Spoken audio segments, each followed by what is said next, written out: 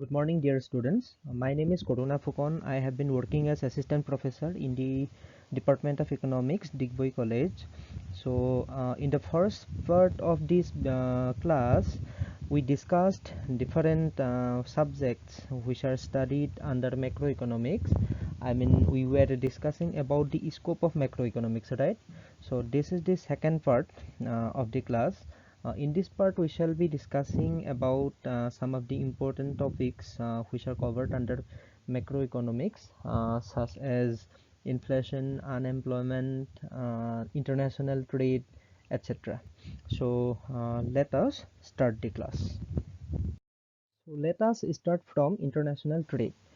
আমি আন্তৰ্জাতিক বাণিজ্যৰ পৰা ক্লাছটো আৰম্ভ কৰোঁ. So first of all, what do you mean by international trade? So international trade, this term has two words, right? International and trade.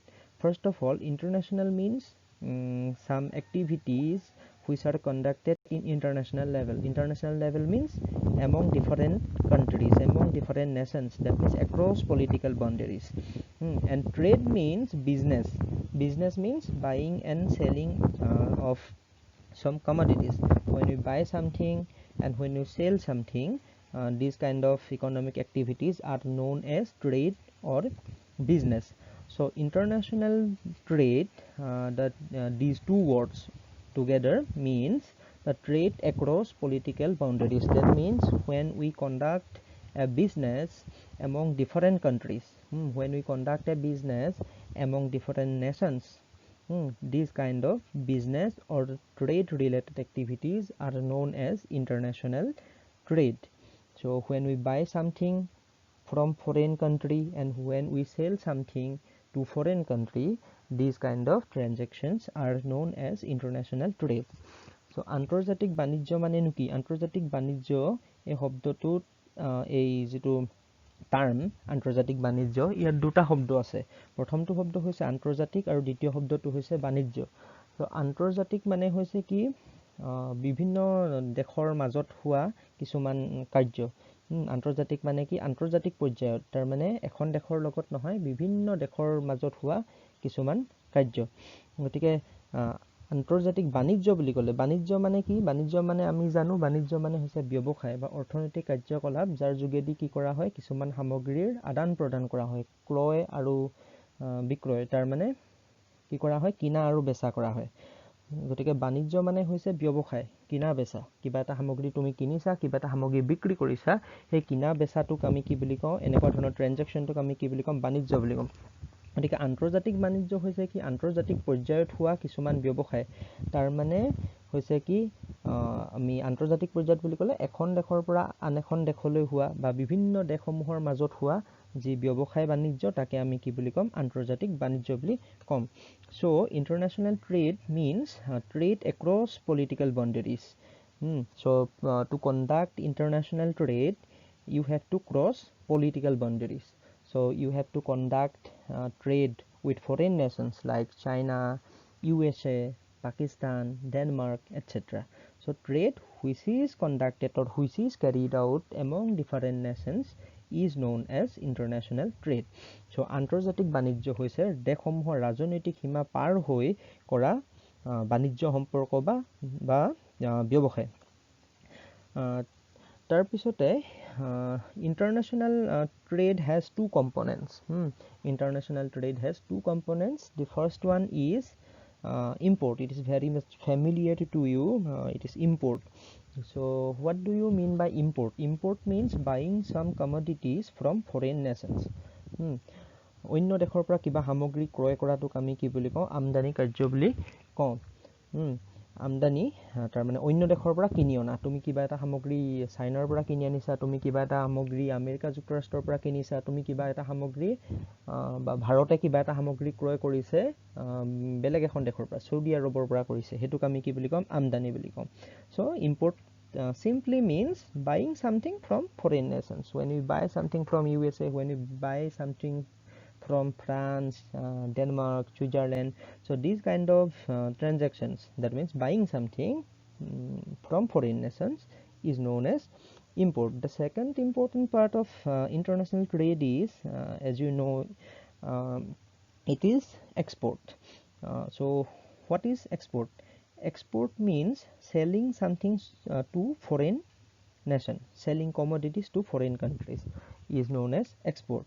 অন্য দেশক সামগ্ৰী বিক্ৰী কৰিলে তাক আমি কি বুলি কওঁ ৰপ্তানি বুলি কওঁ অন্য এখন দেশক কি ধৰা আমি সামগ্ৰী এটা বিক্ৰী কৰিছো for example we are selling something to USA we are selling a phone to Denmark we are selling a particular laptop to Canada so these kind of transactions that means the selling of commodities to foreign nations is known as export আমি অন্য কোনোবা দেশ এখনক যদি কিবা এটা সামগ্ৰী বিক্ৰী কৰো হেতুক আমি কি বুলি কওঁ ৰপ্তানি কৰা বুলি কওঁ আমি সাপোজ ইউএসএ কিবা এটা সামগ্ৰী বিক্ৰী কৰিছো আমি ধৰা হল আমাৰ দেশত আলু উৎপাদন কৰিছো আৰু আলুবোৰ বাংলাদেশত বিক্ৰী কৰিছো ধৰা তো হেতুক আমি কি বুলি কম আমি অন্য দেশক বিক্ৰী কৰিছো নহয় হেতুক আমি কি বুলি কম ৰপ্তানি বুলি কম so now a question may come to your mind about the causes of exports and imports তোমালোকৰ মনত এটা প্ৰশ্ন হ'ব পাৰে আমি এক্সপোৰ্ট কিয় কৰো আৰু ইম্পোৰ্ট কিয় কৰো why do we export and why does a particular country import so the answer is quite simple so the answer depends on the cost advantage some countries have cost advantage in the production of some particular commodities actually there are two kinds of countries in the world some countries are capital abundant countries capital abundant countries means capital is abundantly available capital is available in abundance capital means machines equipments softwares technology so like USA South Korea these countries have abundance in capital means technology machine etc so these countries can produce capital intensive commodities means those commodity in the production of which capital is intensively used for example in the production of mobile phones cars laptops you need capital you need machine software etc so those countries which have abundance in capital equipments they can produce the capital intensive goods like phones laptops etc and also they have the production ability and export ability so they can produce those commodities in abundance and export to the foreign nations so on the other hand some commodities cannot be produced in a particular country because of some cost related disadvantages for example the cost of production is too much high in India to produce some capital intensive commodities in India to produce a phone to produce a laptop the cost of production is too high so these commodities cannot be produced in a particular country we cannot produce phones we cannot produce laptops cars at low cost so these particular commodities are imported from foreign nations so এটা কি হয় যে তোমালোকৰ মনত এটা প্ৰশ্ন আহিব পাৰে আমি সামগ্ৰী কিছুমানক আমদানি কিয় কৰো আৰু কিছুমান সামগ্ৰী ৰপ্তানি কিয় কৰিবলগীয়া হয় তাৰ উত্তৰটো একেবাৰে সহজ কি হয় প্ৰতিখন দেশৰে কিছুমান সামগ্ৰী উৎপাদন কৰাত সুবিধা থাকে আৰু কিছুমান সামগ্ৰী উৎপাদন কৰাত অসুবিধা থাকে ধৰি লোৱা আমাৰ ভাৰতবৰ্ষখনত কি হয় আমাৰ ভাৰতবৰ্ষত যিবিলাক কেপিটেল মানে মূলধনৰ অভাৱ আছে মূলধন বা মেচিন টেকনলজি সফটওয়্যাৰ এইবিলাকৰ আমাৰ কি আছে ইয়াত অভাৱ আছে গতিকে মেচিন সফটওয়্যাৰ বা মূলধনৰে যিবিলাক সামগ্ৰী প্ৰস্তুত কৰা হয় ফোন ল্যাপটপ গাড়ী তেনেকুৱা যিবিলাক সামগ্ৰী প্ৰস্তুত কৰিবৰ কাৰণে মেচিনৰ আৱশ্যক হয় সেইবিলাক সামগ্ৰী আমি ইয়াতে উৎপাদন কৰিবলৈ অসুবিধা হয় কাৰণ ভাৰতত তেনেকুৱা মূলধনৰ অভাৱ আছে মেচিনৰ অভাৱ আছে গতিকে সেই সামগ্ৰীবিলাক আমি যেহেতু প্ৰডিউস কৰিব নোৱাৰো হেবোৰ কি কৰো বাহিৰৰ পৰা আমি আমদানি কৰি আনো আনহাতে কিছুমান সামগ্ৰী উৎপাদন কৰিবলৈ আমাৰ সুবিধা আছে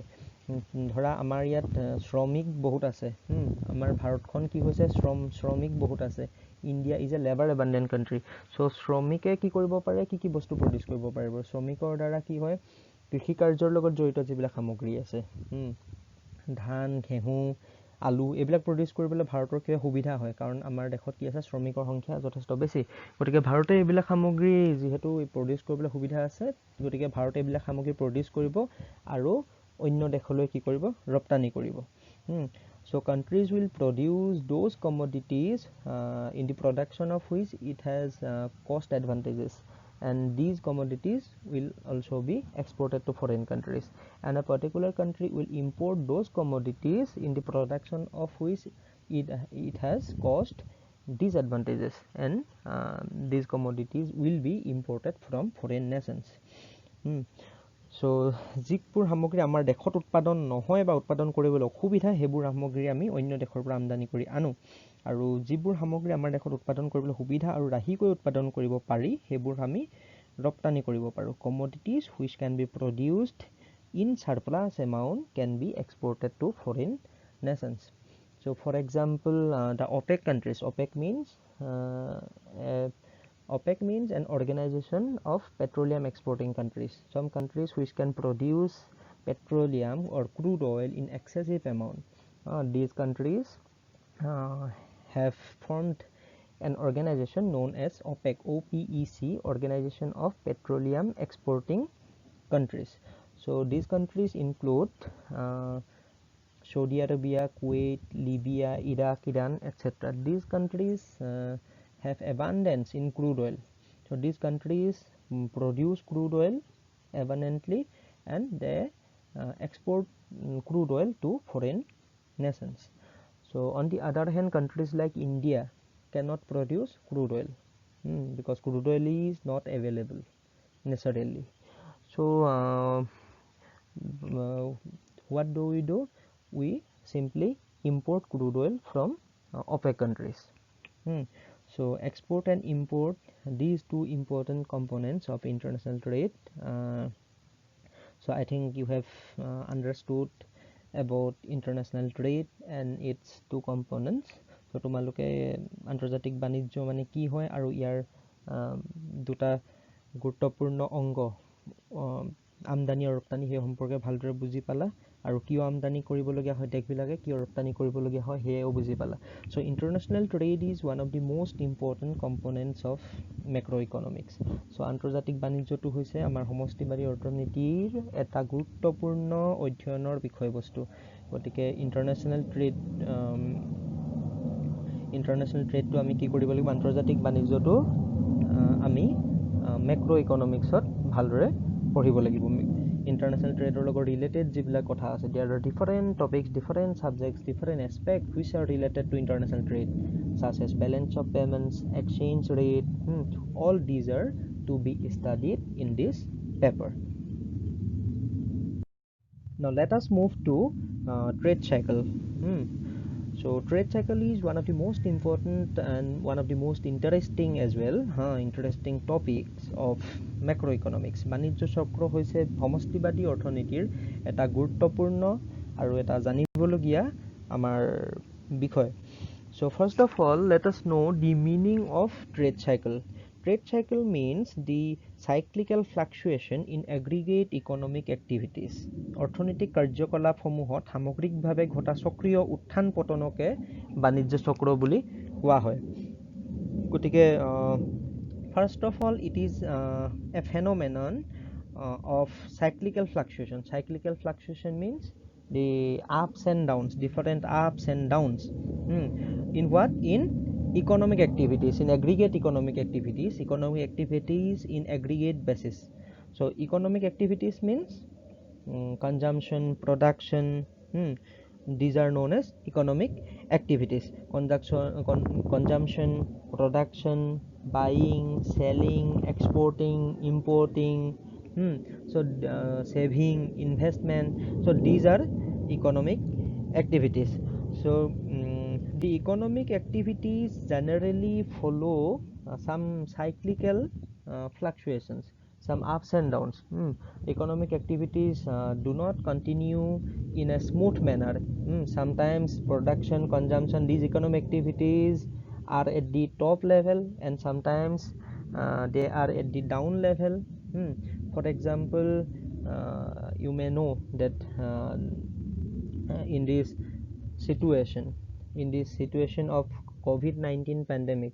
So in this situation, some economic activities are at low level.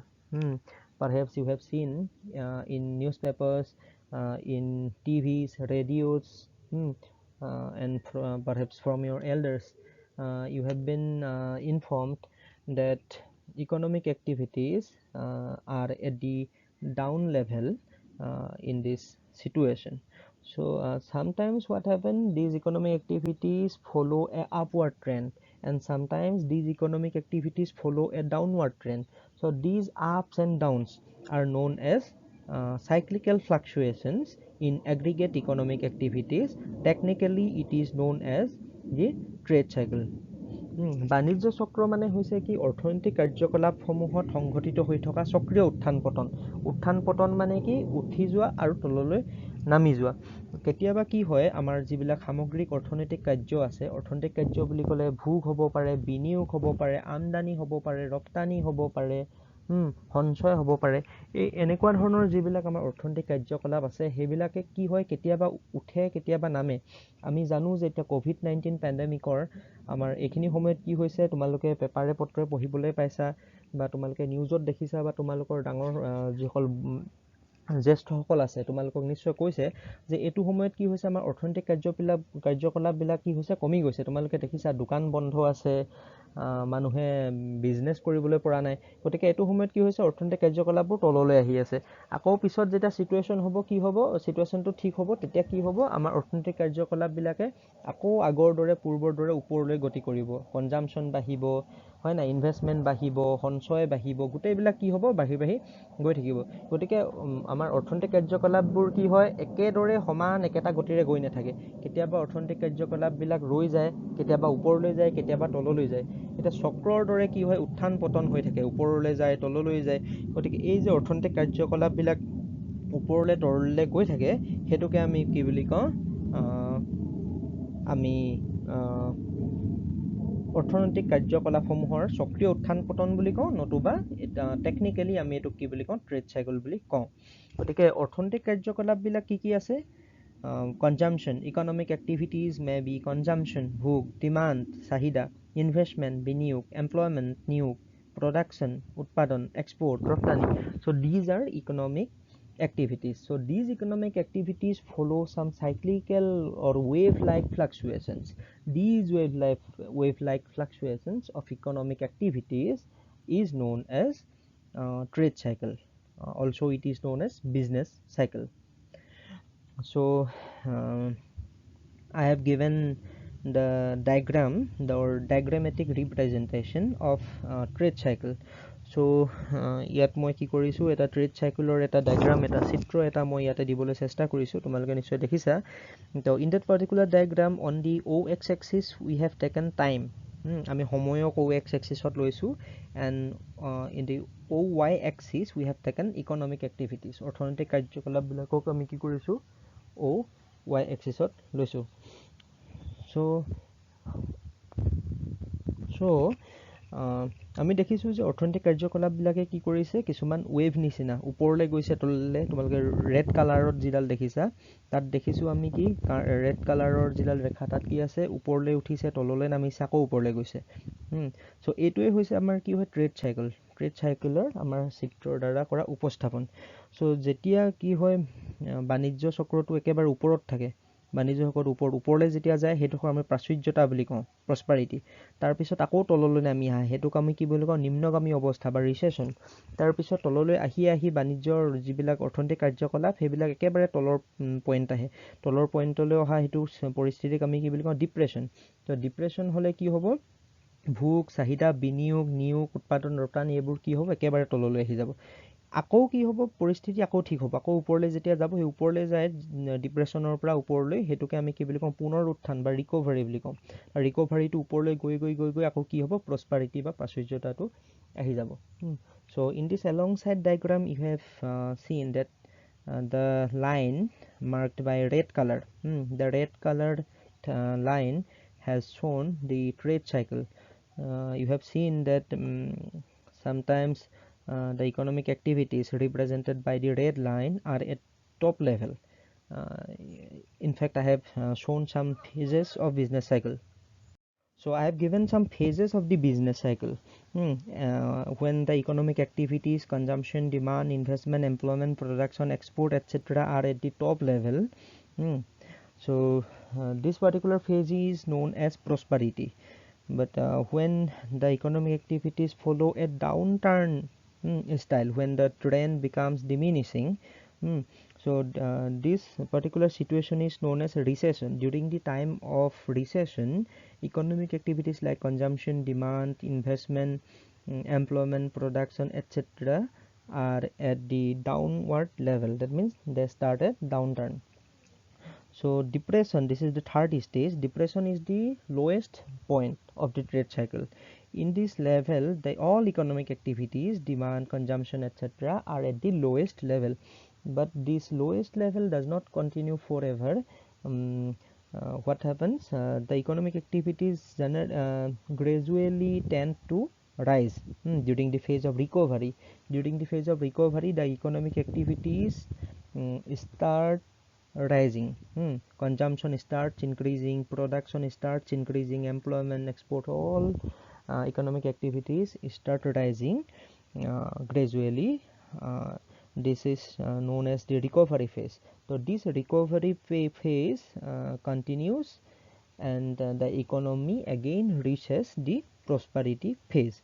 So these particular phases, like prosperity, then recession, then depression, then recovery.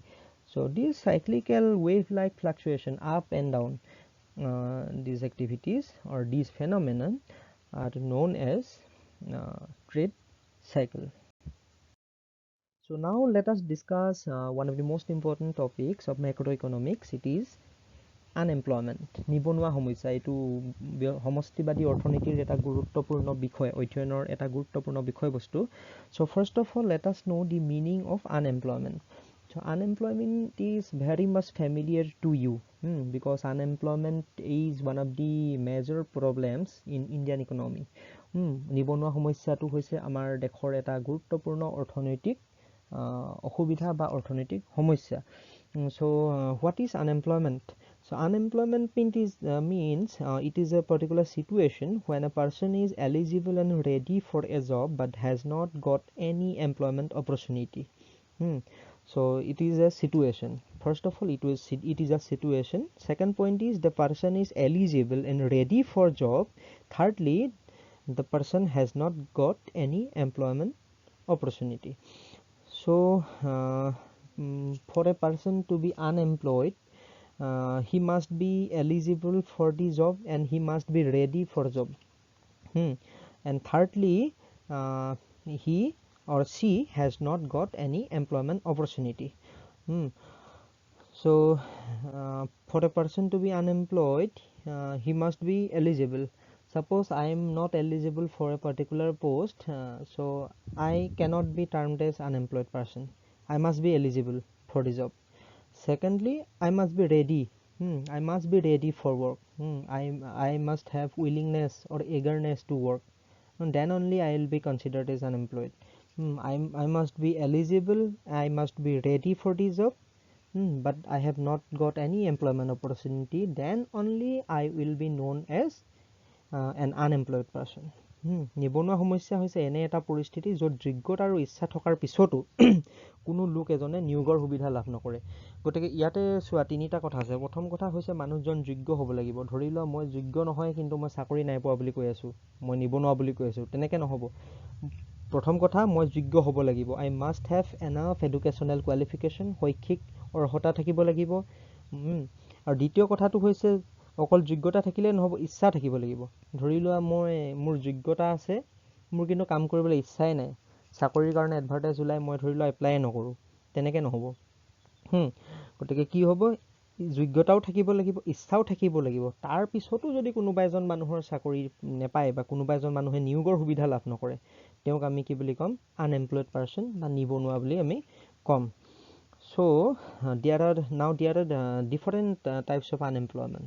There are different type of unemployment problem. নিবনুৱা সমস্যাৰ বিভিন্ন প্ৰকাৰ আছে।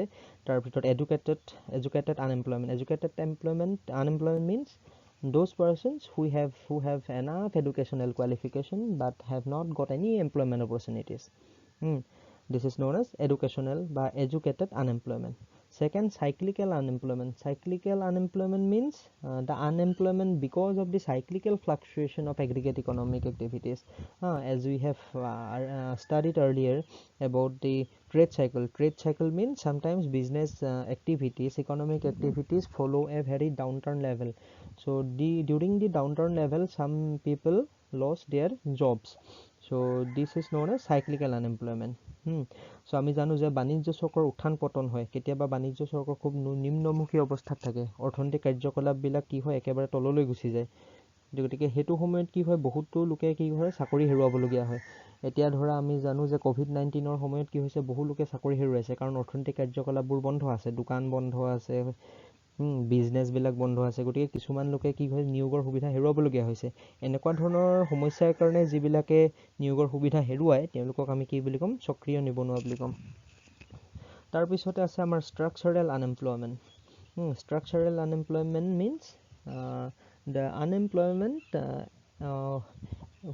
which arises because of the structural change in the economy. So এটা গাঁথনিগত পৰিৱৰ্তন এটা যেতিয়া আহে আমাৰ অৰ্থনীতিত তেতিয়া কি হয় কিছুমান লোকে কি হয় চাকৰি হেৰুৱাবলগীয়া হয়, গাঁথনিগত পৰিৱৰ্তন আহে। তাৰমানে কি হয় ইকনমিটোৰ ষ্ট্ৰাকচাৰটো চেঞ্জ হয়। For example, the structure of Indian economy changed during the time of 1991. In 1991, government of India adopted liberalization, privatization and globalization. Government encouraged private sectors. So during the time, because of the structural change in the economy, some people may have lost their jobs. So this kind of unemployment problem is known as structural unemployment. তাৰপিছতে disguised unemployment. Disguised unemployment means some extra workers, some extra persons employed in a particular job are considered as disguised unemployment problem.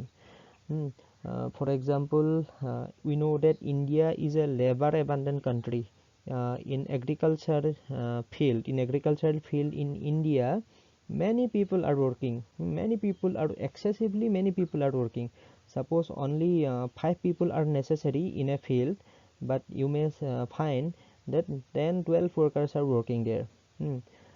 Actually the requirement is 5 workers, but 10 workers are working. That means extra 5 workers are working. These extra 5 people are known as unemployed people, and this kind of unemployment problem is known as disguised unemployment. ছদ্মবেশী নিবনুৱা মানে কি হয় প্ৰয়োজনতকৈ বেছি যিসকল লোকে আমাৰ অৰ্থনৈতিক কাৰ্যকলাপবিলাকত অংশ লৈ থাকে, সেই যিবিলাক অপ্ৰয়োজনীয় বা ৰাহি কৰি থকা লোক থাকে তেওঁলোকক আমি কি বুলি ক'ম? নিবনুৱা বুলি ক'ম, আৰু তেওঁলোকক ছদ্মবেশী নিবনুৱা বুলি ক'ম। আমি জানো যে ভাৰতবৰ্ষত কি হয় আমাৰ শ্ৰমিকৰ সংখ্যা বহুত বেছি। ধৰি লোৱা কোনোবা মানুহ পথাৰত কাম কৰি আছে, পথাৰত যদি 5জন মানুহে কাম কৰিলেও হয়, আমাৰ ইয়াত কি কৰিছে 5জনৰ ঠাইত 10জন 12জনে কাম কৰি আছে। তাৰমানে কি কৰিছে কিছুমান মানে ৰাহিকৈ এক্সট্ৰাকৈ কাম কৰি আছে। 5জন মানুহে কাম কৰিলে যদি 5 দুন ধান উৎপন্ন হয়, 10জনে কৰিলেও সেই 5 দুনেই হ'ব, উৎপাদন বাঢ়ি নাযায়। 5জনে কৰিলেও হয়, কিন্তু তাত কিমানজন আছে? 10জন আছে। তাৰমানে এক্সট্ৰাকৈ 5জন মানুহ আছে, অতিৰিক্তকৈ আছে। সেই 5জন মানুহক তুমি খেতিৰ পৰা আঁতৰাই দিলেও কি হ'ব? উৎপাদন কোনো কাৰণতে কমি নাযায়। গতিকে এই 5জন মানুহে যদিও কাম কৰি আছে তেওঁলোকক কিন্তু অৰ্থবিজ্ঞানত আমি কৰ্মী বুলি নকওঁ, তেওঁলোকক আমি নিবনুৱা বুলিয়ে ক'ম। তো তেনেকুৱা ধৰণৰ নিবনুৱাক আমি কি বুলি কওঁ? ডিছগাইজড আনএমপ্লয়মেণ্ট বা ছদ্মবেশী নিবনুৱা বুলি কওঁ। Now there are different causes of unemployment. নিবনুৱা সমস্যাৰ বিভিন্ন কাৰক আছে। এতিয়া তাৰ ভিতৰত faulty education system, ত্ৰুটিপূৰ্ণ শিক্ষা ব্যৱস্থা. We know that in our Indian education system, this is bookish, based on the bookish knowledge, কিতাপৰ জ্ঞানৰ ওপৰত ভিত্তি কৰা, no vocational education, so no technical education. So this is one of the main reasons behind unemployment problem. And faulty government policies, ত্ৰুটিপূৰ্ণ চৰকাৰী নীতি. Government may not be able to reduce unemployment problem because of some faulty policies. Then poverty. Because of poverty, some people do not get educational opportunities, so they become illiterate and become unemployed. So lack of capital. Without capital, you cannot start a business. So lack of capital is also a reason behind unemployment. মূলধন যদি তোমাৰ নাথাকে, তুমি এটা নতুন কামত হাত দিব নোৱাৰা, তুমি দোকান এখন খুলিব নোৱাৰা, তুমি এটা ব্যৱসায় আৰম্ভ কৰিব নোৱাৰা, তোমাৰ টকা পইচা যদি নাথাকে। গতিকে ভাৰতৰ নিচিনা দেশবিলাকত কি হয়, মূলধনৰ পৰিমাণ খুব কম। গতিকে বহু লোকৰ ইচ্ছা থকা স্বত্তেও নতুন কাম এটাত হাত দিব নোৱাৰে, নতুন ব্যৱসায় এটা আৰম্ভ কৰিব নোৱাৰে। গতিকে তেওঁলোকে কি হৈ থাকে, নিবনুৱা হৈ থাকিবলগীয়া হয়। So now let us discuss about inflation, mudrasphiti. Inflation means the continuous rise in the prices of goods and services. For a layman, inflation is the phenomenon of rising prices. সাধাৰণ মানুহ এজনক যদি সোধা যায় ইনফ্লেশ্যন মানে কি, মুদ্ৰাস্ফীতি মানে কি, তেওঁ কি বুলি ক'ব যে মুদ্ৰাস্ফীতি হৈছে দৰ বৃদ্ধি পোৱাৰ এটা পৰিঘটনা। বস্তু বা সামগ্ৰীৰ কিছুমান দৰ যেতিয়া বৃদ্ধি পায়, একেলেঠাৰিয়ে বস্তুৰ দাম যেতিয়া বৃদ্ধি পায়, তেতিয়া আমি কি কওঁ, সাধাৰণতে আমি কি বুলি কওঁ যে মুদ্ৰাস্ফীতি হৈছে বুলি কওঁ। আমি নিউজে বা পেপাৰে পত্ৰে পাই থাকোঁ, কি বুলি পাওঁ যে ভাৰতবৰ্ষত বহুত বেছি মুদ্ৰাস্ফীতি হৈছে। তাৰ মানে কি হৈছে, বস্তুৰ দাম বাঢ়িছে। সাধাৰণ অৰ্থত বস্তুৰ দাম বঢ়াটোকে আমি কি বুলি কওঁ, মুদ্ৰাস্ফীতি বুলি কওঁ। In general term, inflation means rise in the prices of goods and services. So but for an economist would technically define the term. So for an economist, inflation is the persistent rise in the price level or a fall in the value of money. So inflation means, for an economist, inflation means first of all persistent rise. That means continuous rise. The price should be continuously rise. Continuous increase in the prices of goods and services. Second important thing is the fall in the value of money. The value of money should go down. There should be a persistent fall in the value of money. So মুদ্ৰাস্ফীতি হৈছে একেলেঠাৰিয়ে হোৱা বস্তু দ্ৰব্য বা সামগ্ৰীৰ বা সেৱাবিলাকৰ দৰ স্তৰৰ বৃদ্ধি আৰু মুদ্ৰাৰ মূল্য হ্ৰাস হৈ থকা এটা অৱস্থা। মুদ্ৰাস্ফীতি তেতিয়াহ'লে প্ৰথমতে হ'ব একেলেঠাৰিয়ে হ'ব লাগিব। যিটো আমাৰ দৰ বৃদ্ধি হ'ব, দৰ বৃদ্ধিটো একেলেঠাৰিয়ে হ'ব লাগিব। একেলেঠাৰিয়ে বস্তুৰ দাম সামগ্ৰিকভাৱে বাঢ়িয়ে আছে। আৰু দ্বিতীয় কথাটো হ'ল মুদ্ৰাৰ মূল্যটো হ্ৰাস হৈছে। আমি জানো যে বস্তুৰ দাম বাঢ়িলে কি হয়, মুদ্ৰাৰ মূল্যটো হ্ৰাস হয়। আগতে 100 টকাত ধৰা 1980 চনত 100 টকাৰ যিটো মূল্য আছিলে, এতিয়াৰ 100 টকাৰ মূল্য সেইটো নাই, আমি সেইটো জানো। তাৰমানে ভাৰতত কি হৈছে, মুদ্ৰাস্ফীতি হৈছে। মুদ্ৰাস্ফীতি হ'লে কি হ'ব, টকাৰ যিটো মূল্য সেইটো কি হ'ব, কমি গৈ থাকিব। আগতে 100 টকাৰ যিটো মূল্য আছিলে, আজিকালি 100 টকাৰ একো মূল্য নাই। আৰু কেইবছৰমানৰ পিছত 100 টকাৰ মূল্য একোৱেই নাথাকিব। 100 টকাত তুমি একো বস্তুৱে কিনিবলৈ নোৱাৰিবা বজাৰত। গতিকে এনেকুৱা যিটো পৰিস্থিতি, এইটোক আমি কি বুলি কওঁ, মুদ্ৰাস্ফীতি বুলি কওঁ। Inflation means rise in the aggregate price level. So it is important that the price should be aggregate price. Aggregate price means the overall price level in the economy. So মুদ্ৰাস্ফীতি হ'বলৈ হ'লে আমাৰ সামগ্ৰিক দৰটো আমাৰ কি হ'ব লাগিব, বৃদ্ধি হ'ব লাগিব। এটা মাত্ৰ সামগ্ৰীৰ দাম বাঢ়িছে, ধৰা অকল মোবাইল ফোনৰ দাম বাঢ়িছে, ভাৰতীয় অৰ্থনীতিত অকল মোবাইল ফোনৰহে দাম বাঢ়িছে, বাকী সামগ্ৰীৰ দাম বঢ়া নাই, তেতিয়া আমি কিন্তু মুদ্ৰাস্ফীতি বুলি নকওঁ। ঠিক আছে, এটা সামগ্ৰীৰ দাম বাঢ়িলে নহ'ব, সামগ্ৰিকভাৱে প্ৰায়ভাগ বস্তুৰে দাম বাঢ়িছে। প্ৰায়ভাগ বস্তুৰে দাম বাঢ়িছে, তেতিয়াহে আমি কি বুলি ক'ম, মুদ্ৰাস্ফীতি হৈছে বুলি ক'ম। Now what are the causes of inflation? Inflationৰ কাৰণ কি হয়? Before that, let us give an interesting example of inflation. Inflationৰ এটা interesting example এটা এইখিনিতে দি লওঁ, তেওঁলোকে মন কৰিবা। So এটা উদাহৰণ মই দিছোঁ, the gold, the price of gold in India. In 1964, the price of gold for 10 gram was 63 rupees, 63.25. In 1974, the price of gold for 10 grams in India became 506 rupees. Then in 1985, it became 2,130 rupees. In 1995, 4,680 rupees.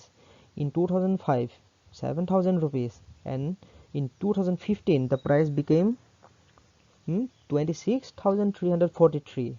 and in 2018 the price was 31,438. 1964 it was only 63 rupees. Now in 2018 the price is 31,438. Such a huge change in price.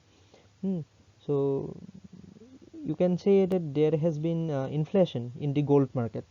সোণৰ বজাৰত গোল্ডৰ বজাৰ তাৰমানে কি হৈছে মুদ্ৰাস্ফীতি হৈছে 1964 চনত 10 গ্ৰাম সোণৰ দাম 63 টকা 25 পইচা আছিলে বাঢ়ি বাঢ়ি 2018 চনত 31,438 টকা হৈছে গতিকে কিমান খৰকে বস্তুৰ দাম বাঢ়িছে তুমি চোৱা গতিকে সোণৰ বজাৰত আমি কি হৈছে বুলি কম মুদ্ৰাস্ফীতি হৈছে বুলি কম ঠিক আছে so now let us know the causes of inflation. Actually there are different causes of inflation. There are actually two forces behind inflation. The first one the demand side and second one is supply side. From demand side I have given an example. So আমি জানো যে কি হয় মাঘ বিহুৰ সময়ত during the time of Magh Bihu some commodities become expensive such as duck, rice, bora rice, fish. These particular commodities become expensive. Price becomes high of these particular commodities as shown in this slide. So তোমালোকৰ question এটা হ'ব পাৰে এইবোৰ বস্তুৰ দাম মাঘ বিহুৰ সময়ত কেলে দামটো বাঢ়ে মাঘ বিহুৰ সময়ত এই বস্তুবিলাকৰ দাম কেলে বাঢ়ে বৰা চাউল হাঁহ ফিশ মাছ এইবিলাকৰ দাম কি হয় মাঘ বিহুৰ সময়ত বাঢ়ে কেলে বাঢ়ে because demand is very high in that time. মানুহে সবে বৰা চাউল বজাৰত বিচাৰি ফুৰে হাঁহ কিনিবলৈ বিচাৰে মাছ কিনিবলৈ বিচাৰে so demand is high price is also high.